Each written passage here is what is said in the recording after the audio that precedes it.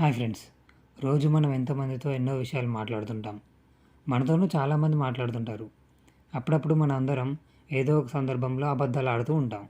చిన్న అబద్ధమో పెద్ద అబద్ధమో కల్పితం కావచ్చు, కావాలని కావచ్చు. ఒక్కోసారి అయితే మనకు అబద్ధం ఆడటం తప్ప వేరే అవకాశం ఉండకపోవచ్చు. పరిస్థితులు ఏమైనా కానీ వాటిని నిందిస్తూ ఆడిన అబద్ధాన్ని సమర్థించుకోవడం కరెక్ట్ కాదు. సో ఇవాళ మనం డిస్కస్ చేసుకునే టాపిక్ ఏంటంటే, మనం మన జీవితాన్ని అబద్ధంతో బ్రతుకుతున్నామా, నిజంతో బ్రతుకుతున్నామా అనే విషయం మీద ఆలోచిద్దాం. ఫ్రెండ్స్, కష్టపడి సాధించిన దానికి మనం ఇచ్చే విలువ ఫ్రీగా దొరికిన వాటికి ఇవ్వం. అలాగే మనల్ని బాధ పెట్టినా కష్టపెట్టినా నిజం చెప్తే మనకు వచ్చే తృప్తి అబద్ధం చెప్తే రాదు. పైగా అబద్ధం చెప్పినందుకు ఒక రకమైన గిల్టీ ఫీలింగ్ ఉంటుంది. దాని బదులు నిజం మాట్లాడటమే చాలా బెటర్. అయితే ఉన్నది ఉన్నట్టు చెప్పినా, అనిపించింది అనిపించినట్టు మాట్లాడినా ఈ కాలంలో బ్రతకలేము. అలాగని వ్యక్తిత్వాన్ని చంపుకొని బ్రతకడం ఒక బ్రతికే కాదు. మంచి జరగడానికి, న్యాయం గెలవటానికి అబద్ధాన్ని ఉపయోగించుకోవచ్చేమో, కానీ అలా చెప్పిన అబద్ధం నిజాన్ని మార్చకూడదు. నమ్మిన వారిని మోసం చేయకూడదు.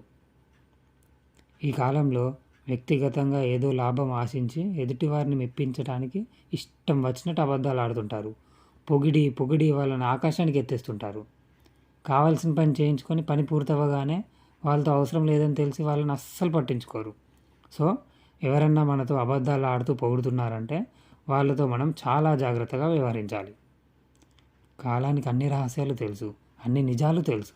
సందర్భాన్ని బట్టి అన్నీ బయటపడతాయి. నిజాన్ని దాచి అబద్ధంతో భయపడుతూ బ్రతికే కన్నా నిజంతో నిర్భయంగా బతకడంలో ఒక ధైర్యం ఉంటుంది. మనం స్వయంగా నిజం చెప్తే అది మన నిజాయితీ.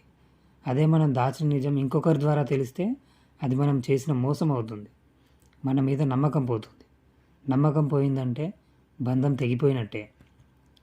ప్రేమ, స్నేహం, చుట్టరికం, సంబంధం ఏదైనా కానీ అబద్ధాలతో ఎక్కువ కాలం ప్రయాణించలేం. అబద్ధాలతో ముడిపడ్డ బంధం నిజం బయటపడగానే ముక్కలైపోతుంది. మన అనుకున్న వారిని మోసం చేయటం, వారి ముందు మోసగాళ్ళలా నిల్చోవటం ఒక రకమైన మరణమే ఫ్రెండ్స్. సో ఫైనల్గా మనం ఏమనుకోవచ్చు అంటే, అబద్ధానికి ఆకర్షణ ఎక్కువ, ఇట్టే నమ్మేస్తాం, ఇట్టే మోసపోతాం. కానీ నిజానికి బలం ఎక్కువ, నమ్మడం ఆలస్యమైన లోతుగా కలిసిపోతాం. బంధం బలపడాలంటే నిజం బయటపడాలి. చివరిగా ఒక్క మాట, నిజం చెప్పటం అంత కష్టమేం కాదు, నిజం దాచటమే చాలా కష్టం. థ్యాంక్స్ ఫర్ లిజనింగ్ అండ్ జై హింద్.